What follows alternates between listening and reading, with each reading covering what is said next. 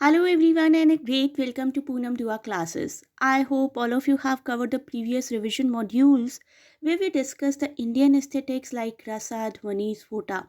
Today we will go for some Aristotelian and Platonist concepts. Please note down each and everything properly. Plato and Aristotle दोनों की ही बहुत famous theory of imitation है. आपको exam में सिर्फ प्लेटो की सिर्फ एरिस्टोटल की या फिर कंपैरिजन के लिए आ सकता है. एक साथ समझते हैं दोनों को. प्लेटो की इमिटेशन, इमिटेशन का मतलब होता है कॉपी करना किसी चीज़ को. डिक्शनरी मीनिंग होता है कॉपी करना. Plato considered imitation merely as mimicry और a servile copy of nature. Plato मानते थे कि जो भी आर्टिस्ट्स हैं, बीट पेंटर और बीट में बी राइटर, वो सभी मेरली नेचर को कॉपी करते हैं. लेकिन एरिस्टोटल कहते थे कि art is a creative process. Okay. Plato compares poetry to painting and Aristotle compared it to music. This is another difference. According to Plato, poetry presents a copy of nature as it is poetry which is twice removed from reality and it is a shadow of shadows. ये question आप लोगों को बहुत बार objective competitive exams में भी आता है कि who said poetry is twice removed from reality. And on the contrary, Aristotle says poetry may imitate means they are or better idealized version of reality. तो एरिस्टोटल कहते हैं कि येस, इंस्पिरेशन लिया जाता है नेचर से पेंटिंग के लिए, पोइट्री के लिए, लेकिन वो एक और बेटर वर्जन होता है उसी नेचर का, और ऐसा वर्जन जिसको कि आइडियलाइज किया जा सकता है. तो ये ट्वाइस रिमूव फ्रॉम रियलिटी को थोड़ा सा और समझ लेते हैं. In his theory of mimesis mimicry, we can say, Plato says that all art is mimetic, imitated by nature. Art is an imitation of life. He believes that idea is the ultimate reality. Art imitates that idea as well, so it is the imitation of reality.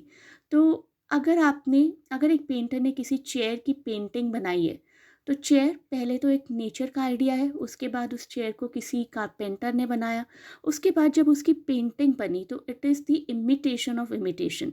Painters chair is twice removed from reality. Now comes the turn of six elements of tragedy. This is also very favorite question of examiners. Six elements of tragedy: plot, character, thought, diction, song, spectacle. एक एक करके इन चीज़ को समझते हैं.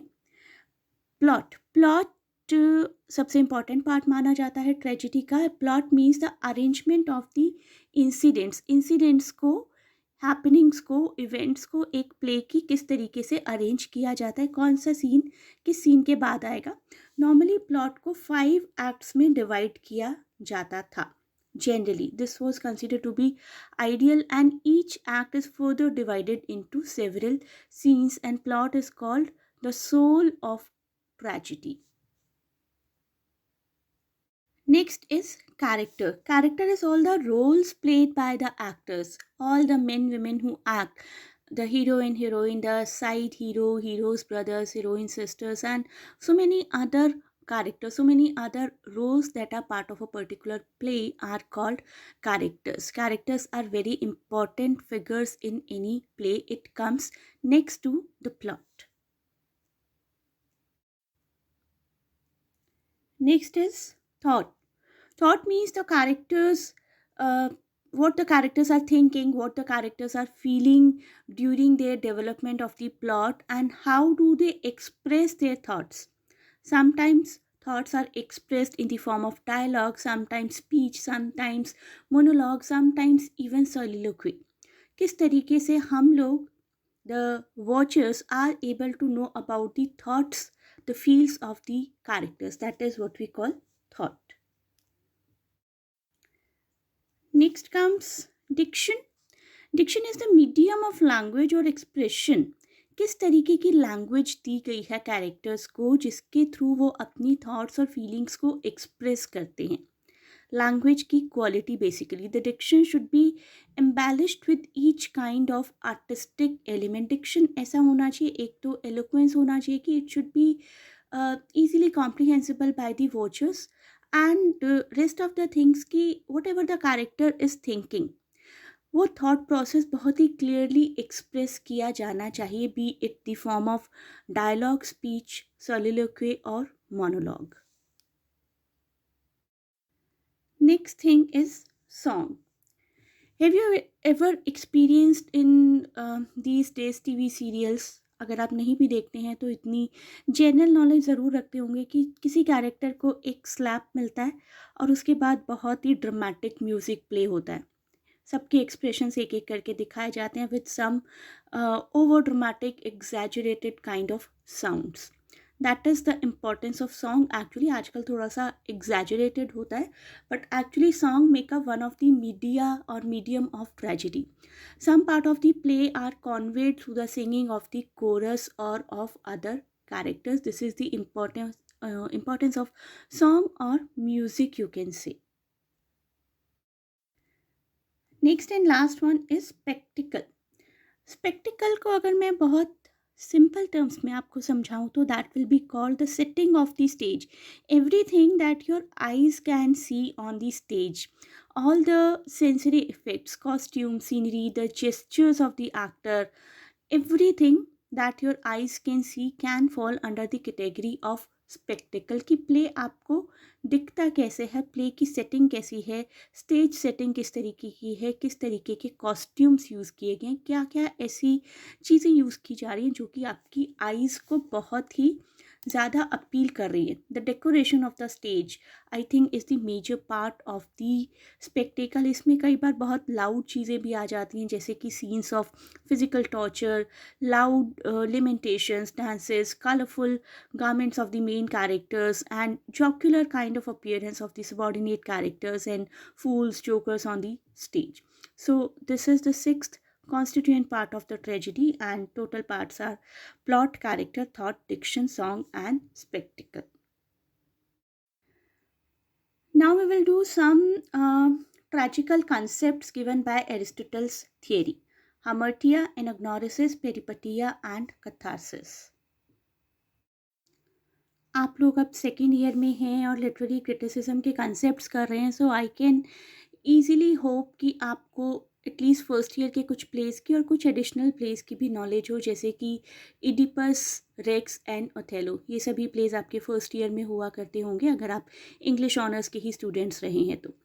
इन चारों concept को समझने के लिए बहुत ज़रूरी है कि आपको लिटरेचर की ऑलरेडी थोड़ी सी वास्ट नॉलेज हो, तभी आप एग्जाम्पल्स दे पाएंगे, तभी आप इवेंट्स को समझ पाएंगे.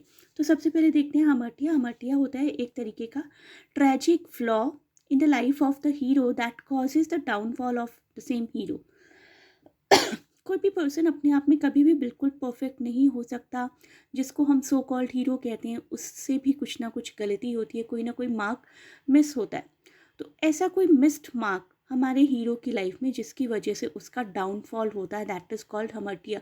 ये किसी भी फॉर्म में हो सकता है. ये हीरो का ओवर कॉन्फिडेंस हो सकता है, ये हीरो की किसी तरीके की इग्नोरेंस हो सकती है, कुछ भी ऐसी चीज़ जिसकी वजह से हमारे हीरो का डाउनफॉल हुआ है. Next is anagnorisis. Anagnorisis, a moment, a time in the life of the hero when the hero is able to make an important discovery in the story. आप लोगों में से किसी ने अगर पुरानी हिंदी फिल्म देखी हैं जिसमें बच्चे बिछड़ जाते थे, कहीं मेले में खो जाया करते थे, और बड़े होकर जब वो ये पता करते हैं कि अरे जिसके साथ इतने साल से रह रहा था वो तो मेरा रियल ब्रदर है. So that kind of moments can be called anagnorisis, a sudden discovery in the story. हम यहाँ पर बात कर रहे हैं ट्रेजिडी की. So the next element is peripeteia. Peripeteia is the reversal of the fate of the hero. Hero को जब एनाग्नोरिसिस होता है, जब कुछ राज पता चलता है, जनरली हिंदी फिल्म्स में तो उसके बाद हैप्पीनेस आती है, लेकिन ट्रेजिडी प्लेस हैं हमारे तो ऑफकोर्स ट्रेजिडी ही आएगी. उस रेवोल्यूशन के बाद हीरो का फॉर्चून नेगेटिव वे में चला जाता है. So the reversal of the fate that the hero experiences after anagnorisis is called the moment of peripeteia. Next is the turn of catharsis. Catharsis एक ऐसी moment in the life of the hero, और आपको लगता है कि बहुत ज़्यादा suffering हो गई हीरो की या किसी भी और ऐसे कैरेक्टर की जिसके साथ आप थोड़ा सिंपथाइज करते हो। फीलिंग ऑफ पिटी, आपको ऐसा लगे कि ओ माय गॉड ये क्या हो गया इस हीरो के साथ, और आपको साथ ही साथ एक फियरफुल फीलिंग भी हो। फियरफुल फीलिंग उस केस में जैसे कि आपको ऐसा लगे कि कहीं हमारे साथ ऐसा ना हो जाए। Feeling of mixed feeling of pity and fear felt by the audience for the inevitable downfall of the protagonist is what we call catharsis। जैसे कि आजकल बहुत क्राइम्स हो रहे हैं हमारे आसपास, अनफॉर्चुनेटली बहुत रेप्स भी होते हैं सोसाइटीज़ में। आप लोगों को 2012 का निर्भया रेप केस याद होगा। जब वो केस हुआ था तो पूरा इंडिया एक तरीके से इवोक हो गया था। Everybody was feeling pity for the lady and fear for themselves. उसके बाद से बहुत सारे सिक्योरिटी मेजर्स लेने शुरू कर दिए लोगों ने और बहुत ही अलर्ट हो गए।